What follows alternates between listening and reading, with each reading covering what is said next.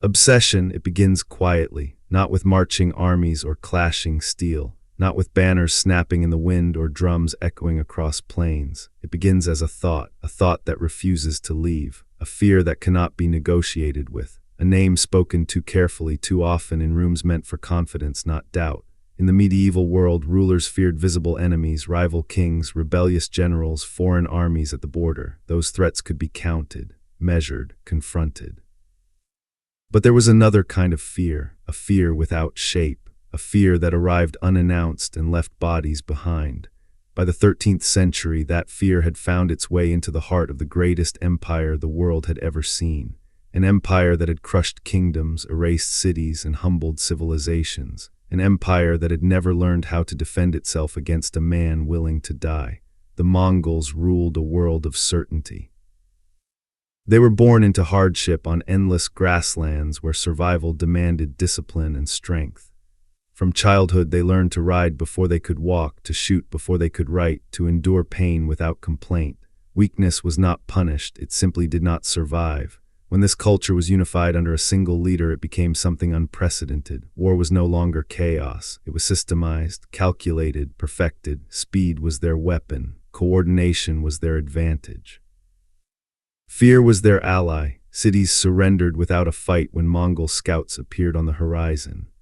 Others resisted and vanished so completely that later travelers found only silence and bones where civilization once stood.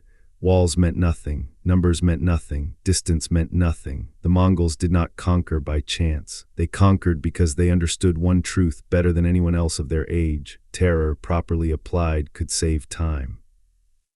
By the middle of the 13th century, their empire stretched farther than any before it. From frozen forests to burning deserts, from China to the edge of Europe, the Mongol banner flew uncontested. And yet, at the height of their power, something unexpected happened. They became afraid, not of armies, not of sieges, but of whispers. Far from the open plains where Mongol cavalry thrived, another power had been growing, slowly, patiently, almost invisibly. It did not seek territory. It did not parade strength. It did not announce itself. It hid. High in the mountains of Persia and Syria, where roads narrowed into dangerous paths and cliffs dropped into nothingness, fortresses rose not to intimidate, but to endure. The greatest of these fortresses sat atop a jagged peak, surrounded by sheer rock and clouds. Reaching it required a single narrow trail carved into stone, where one wrong step meant death. One guard could halt an army. This place was called the Eagle's Nest. It was ruled by a man who almost never left his room. He did not ride into battle. He did not lead charges. He did not shout orders from walls. He read, he calculated, he waited. His belief was simple and dangerous. Power did not belong to those who killed the most, but to those who killed the right person at the right moment. Why fight an army when you could remove its commander? Why besiege a city when one death could throw it into chaos? Why wage war when fear could do the work? From this idea, a network was born. They called themselves the self-sacrificing ones. They were trained not just in combat, but in patience, in disguise, in language, in restraint. They learned how to disappear into crowds, how to live as servants, scribes, monks, guards, sometimes for years, waiting for a single moment. They did not expect to escape. They did not plan for survival. Their deaths were not failures. They were the final sentence of a message written in blood. Every assassination said the same thing: you are not safe, not behind walls, not among guards, not even in your own bed. The power of this message spread faster than any army ever could. Rulers began to distrust their own servants. Generals slept in armor. Kings banned strangers from their courts. Some refused to sleep in the same place twice. The world learned that there was no defense against someone who did not care whether they lived or died. And for generations, this shadow power shaped politics across the Middle East and beyond, without ever ruling openly. For a long time, the Mongols barely noticed. Why would they? They crushed empires. They did not concern themselves with mountain sects. Their enemies fought in the open, where Mongol speed and coordination decided everything. At first, there was even cooperation. Envoys were sent, promises were made, tribute was paid. The assassins bowed and the Mongols looked elsewhere, to China, to Baghdad, to Europe. It might have ended there. But shadows do not remain quiet forever. In the year of a great coronation, the Mongol Empire gathered its power at its heart. Nobles, generals, princes, and envoys from across the known world came to witness the rise of a new great Khan. It was a moment meant to project absolute authority. Among the delegations were men who claimed to represent the mountain sect. They arrived without gifts, without tribute, without visible weapons. They arrived with patience. Something went wrong. Perhaps a guard noticed hands lingering too close to robes. Perhaps movements did not align. Perhaps fate itself intervened. The men were seized. Hidden blades were found. Poison was uncovered. The assassination failed, but the message landed. For the first time in Mongol history, an enemy had come not to negotiate, not to submit, not to fight, but to kill the ruler of the world in the very center of his empire. The great Khan understood the implication immediately. If this could happen here, it could happen anywhere. From that moment on, certainty was gone. The palace transformed. Guards multiplied. Corridors narrowed. Every shadow became a question. Every stranger became a potential executioner. This was not fear of defeat. It was fear of unpredictability. The Mongols could defeat any army they could see. But how do you defeat an enemy that does not march, does not declare war, and does not seek survival? The great Khan reached a conclusion that reshaped history. This was not a problem to be managed. It was a threat to be erased. He turned to his brother, a man known not for speed but for patience, not for impulse but for calculation. A man who understood that some wars were not won quickly but thoroughly. Order was simple, not conquest, not submission, not intimidation, erasure, no fortress left standing, no network left alive, no idea allowed to inspire another blade. This would not be a battle fought on open plains. It would be a slow, deliberate extermination. And as preparations began, the shadows that had terrified kings for generations realized something too late. They had finally drawn the attention of a force that did not fear death because it delivered it on an industrial scale. The storm was coming, and for the first time in 2 centuries, the phantoms had nowhere left to hide. The storm did not arrive suddenly. It gathered slowly, deliberately, with the patience of something that knew escape was impossible. Orders moved across the empire like a silent current. Messengers rode day and night. Camps were prepared. Supplies were counted, then counted again. This was not a raid meant to punish. It was not a warning meant to frighten. It was a decision meant to end something forever. The man chosen to carry it out understood that haste would be fatal. His enemy did not stand in formation. They did not meet cavalry in open fields. They hid behind stone, altitude, and belief, so he waited. While the world watched Mongol armies thunder elsewhere, an even larger force was being assembled in silence. Riders from the steppe, infantry from conquered lands.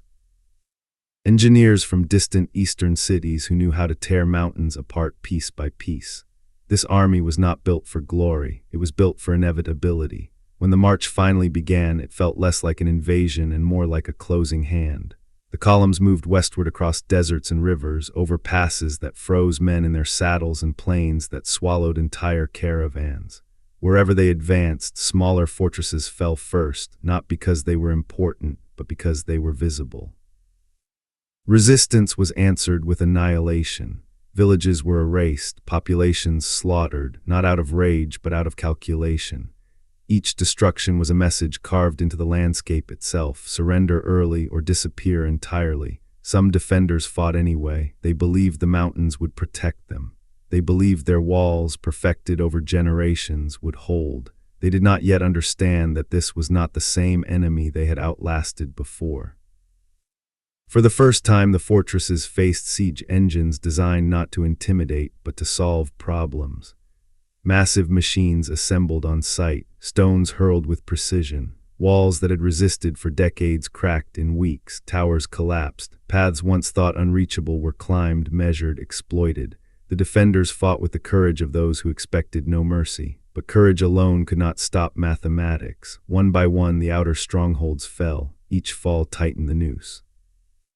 At the center of it all stood the eagle's nest. For generations, it had watched empires rise and collapse from its cliffs.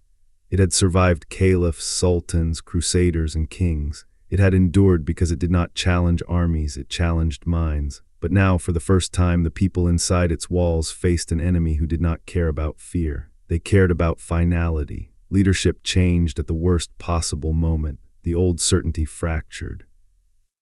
Decisions once made with calm conviction were now made under pressure, uncertainty, and exhaustion.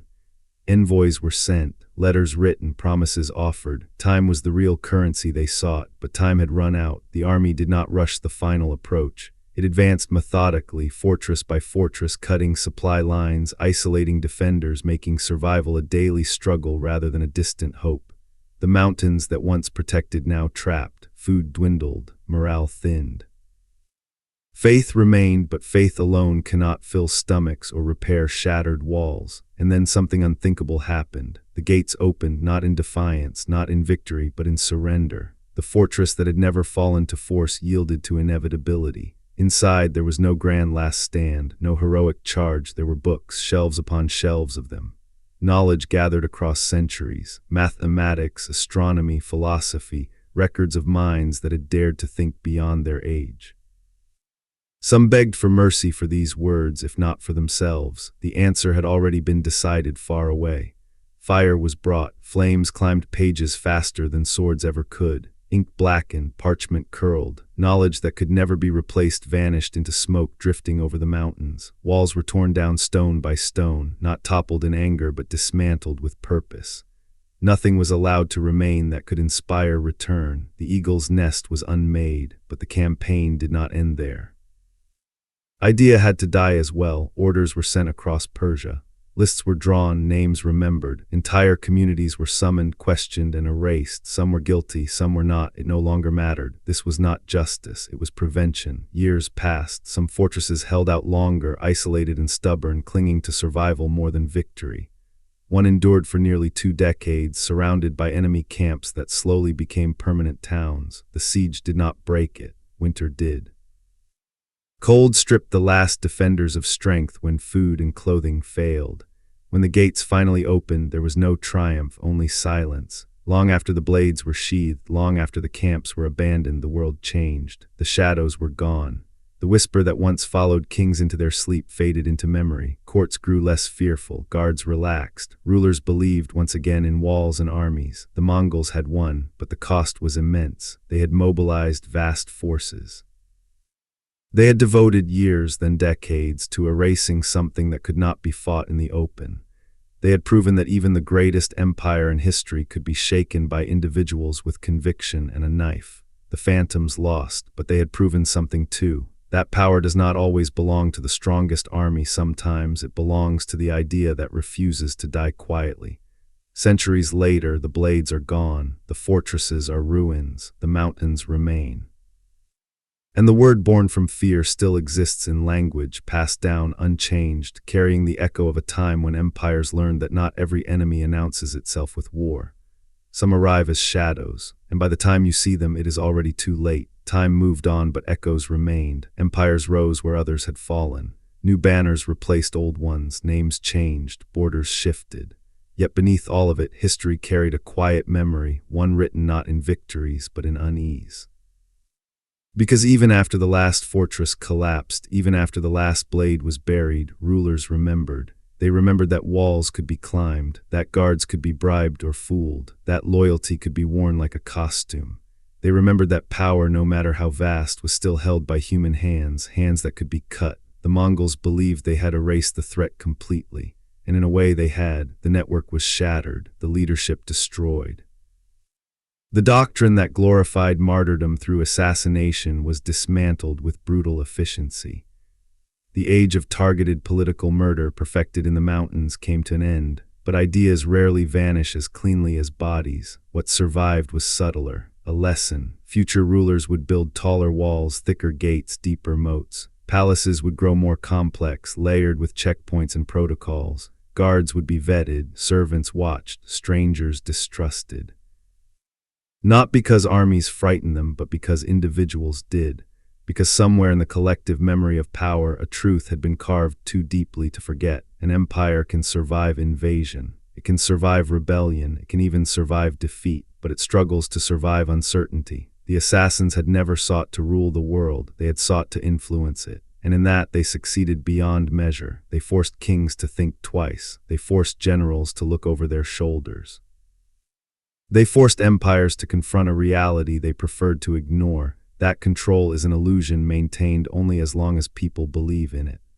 Once belief cracks, even slightly, everything else follows. Centuries later, scholars would argue over myths and exaggerations. They would debate legends of gardens, drugs, indoctrination. They would question how much was truth and how much was fear reshaped into story. But debates do not erase impact. Language itself preserved their shadow. A single word passed from Persian to Arabic, from Arabic to Latin, from Latin into modern tongues, still carrying the weight of dread. A word born not from conquest, but from precision.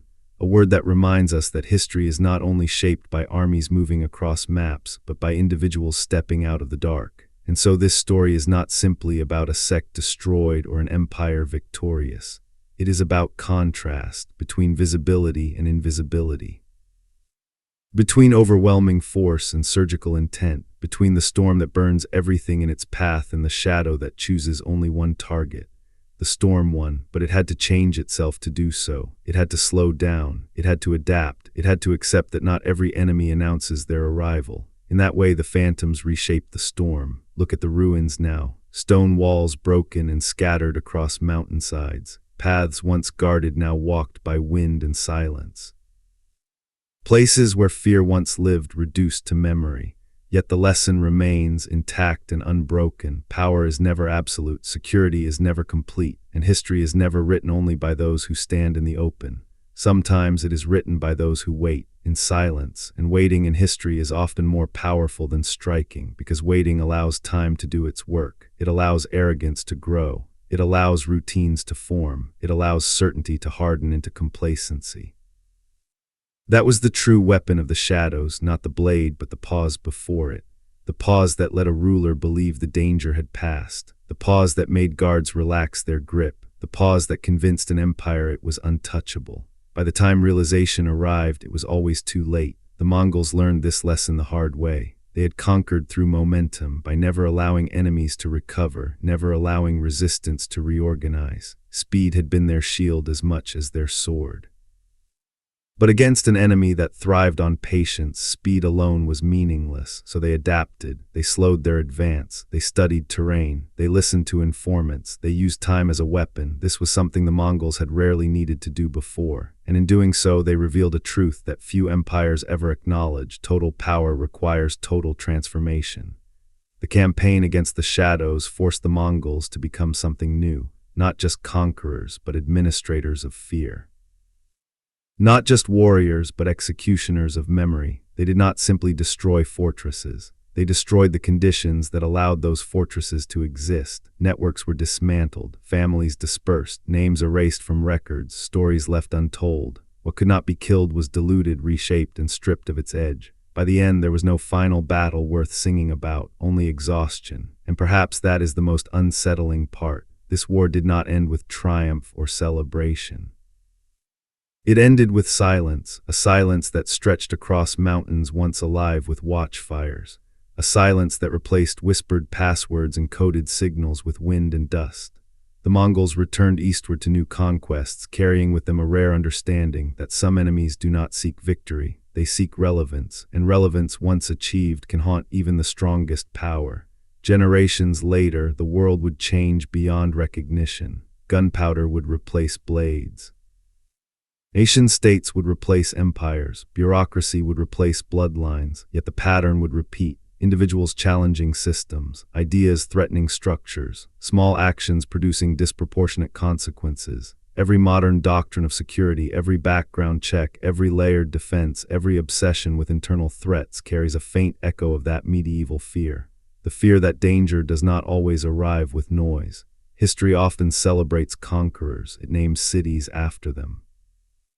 It carves their likeness into stone. It teaches their victories as inevitabilities. But history also remembers disruptions, moments when certainty cracked, when power hesitated, when rulers realized that domination did not equal control. The phantoms were such a disruption. They did not last. They were not meant to. Their purpose was never endurance. It was impact, and impact does not require survival. It requires timing. The assassins chose their moments carefully. The Mongols chose theirs brutally. Both understood something essential about power, that it is not a static possession but a balance constantly tested.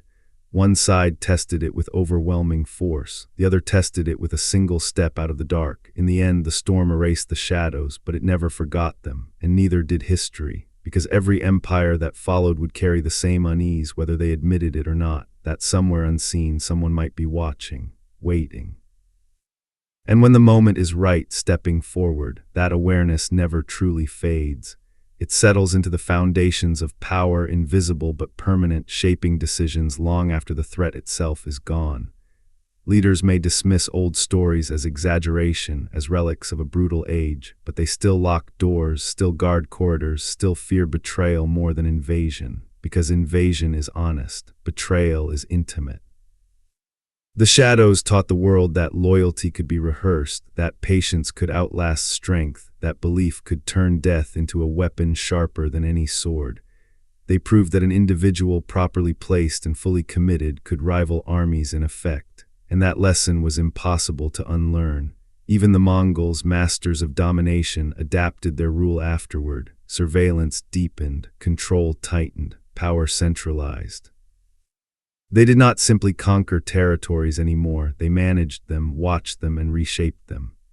The storm learned to look inward. What makes this story endure is not the scale of destruction, but the collision of philosophies. On one side stood absolute force, overwhelming, visible, unstoppable. On the other stood absolute conviction, quiet, precise, and willing to vanish for a cause. Neither was gentle, neither was innocent. Both reshaped the world. And perhaps that is the final truth history leaves us with. That power is never singular. It exists in many forms, wearing many disguises. Sometimes it rides at the head of an army, banners raised. Sometimes it waits in silence, blending into the background, unseen until the moment it chooses. The Mongols ruled through fear of annihilation. The assassins ruled through fear of inevitability. One destroyed cities, the other destabilized minds. When they collided, the world learned how fragile even the greatest dominance can be. Today, the mountains are quiet. Tourists walk paths once guarded by men who believed death was a doorway. Scholars argue over fragments of burned books. Languages still carry words born from dread, spoken casually by people who no longer remember their origin. But history remembers. It remembers that empires fall not only because they are defeated, but because they are challenged in ways they never prepared for. And it remembers that sometimes the most dangerous force in the world is not an army at the gates, but the idea that power can be reached, even from the shadows. In the end, there was no victory parade, no songs were written for the last blade, no monuments raised for the last fortress that fell. History moved on as it always does, but something had changed, because the world had seen two extremes collide, total force and total conviction, and neither emerged untouched. The storm proved it could erase almost anything, but only by slowing itself, reshaping itself, and acknowledging a truth it once ignored. The shadows proved they could shake the strongest power on earth, but not escape the consequences of being seen. And that may be the final lesson. That power when absolute becomes blind, that conviction when absolute becomes brittle. And when the two meet, the cost is always higher than anyone expects. Empires rise believing they are eternal. Movements are born believing they are invincible. History teaches us otherwise. What survives is not dominance, not fear, not even belief. What survives are lessons. Lessons about patience, about vulnerability, about how even the mightiest structures rest on fragile human foundations. So the next time you hear the word assassin, remember it is not just a word, it is an echo. An echo of mountain fortresses, silent corridors, guarded palaces, and rulers who learned, too late, that power can be reached from anywhere, even from the dark. If you enjoyed this story, subscribe for more deep dives into history's most unsettling moments, and let me know your thoughts in the comments below.